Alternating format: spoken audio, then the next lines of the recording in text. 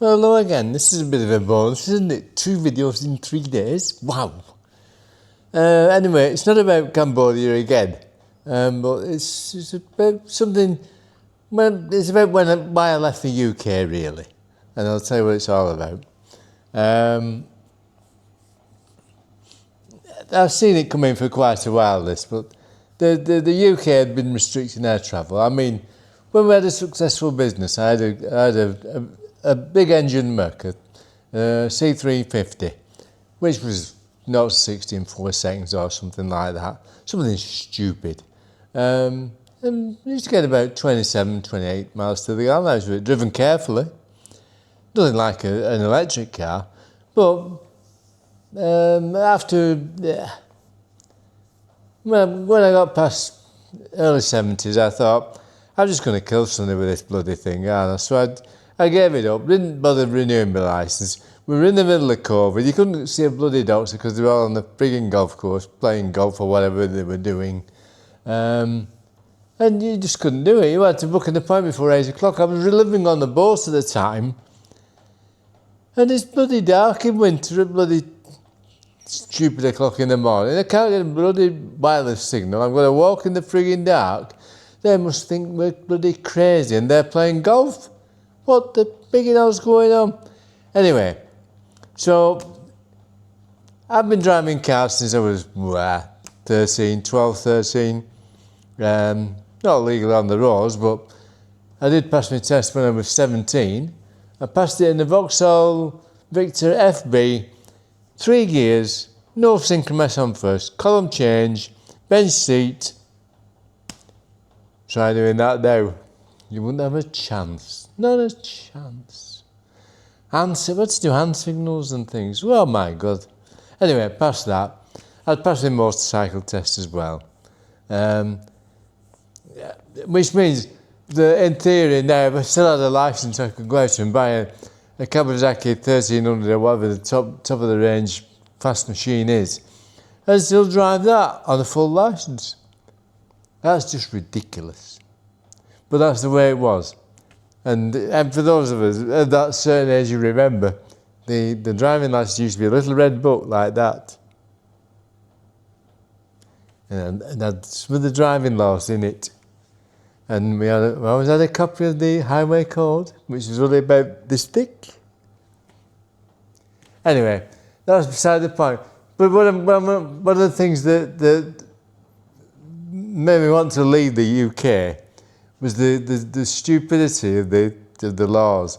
And I do have a bit of a theory about this, is that most politicians now, professional politicians, they've not been in the industry, they've not done real jobs. All right, Starmerson has been a barrister. He's not very good, in my opinion, as being a barrister. But anyway, that's by the by, I'm not going political up there. But they don't seem to know what's going on.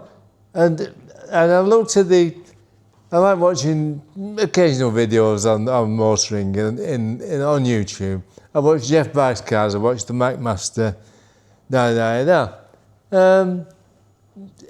and both of those people actually are somewhat anti-EV, not totally, and both of them would say the same thing, that people should be given a choice. In the UK now, the law may change because they're just following the EU. We know it, left it, whatever. But what they're saying is that you won't be able to buy a brand new petrol or diesel car after a certain date. And they keep moving the dates about. I don't know what it is now. It doesn't make any freaking difference because I've left. I don't want to drive anyway because I'd just bloody kill somebody, wouldn't I? I've done my stint of driving since I was 13, so I'm fine with that. I'm not arsed with that. But the powers that be have never been in industry, never done anything in a big in life to earn any money, haven't got a clue. So they follow the EU, and the EU have said, all right, we're going to ban the sale of petrol and diesel, Just ban it. Just ban it. We'll just do it that way. I'm thinking, what? So I'm just lying in bed. I do a lot of thinking lying in bed because I'm not upset with anything else. And I'm thinking, why didn't they just really think this through before they went with it? If I was designing it all from scratch, I would say, right, we've got 3 sizes of car. We've got small, medium and large. Each one of those will have its own battery pack size. Small for small, medium for medium and large for large. Fine. Right? One of the big drawbacks with electric vehicles is it takes you an hour to charge the bastard thing. Fine if you're overnight and you've got it plugged into your house and it's on the side of your house. Fine, it doesn't set fire to your house, of course, but there it is. If it's there and it's charged on low value electricity, low cost electricity, fine. Go out on the road, go to Scotland in the bastard thing. You've got to charge it. 80, 90p a bloody kilowatt or whatever, I don't know. It doesn't seem right to me. And the challenges that have been done, it's usually the diesel that wins. Probably the petrol would anyway as well, but that's by the by. Anyway, so I'm watching this, I'm thinking, why the hell didn't somebody think this through? All they had to do is to say to the car makers, right, you've got to have 3 different sizes of batteries for small, medium, large. They've got to be swappable within 10 minutes using a forklift truck. So every car built has to have that tray underneath the car where you put a forklift in, pull the old battery pack out, put one in that's been recharged, and away you go, pay your money. 5 minutes, 10 minutes max, perhaps. I'm sure they get it quicker than that.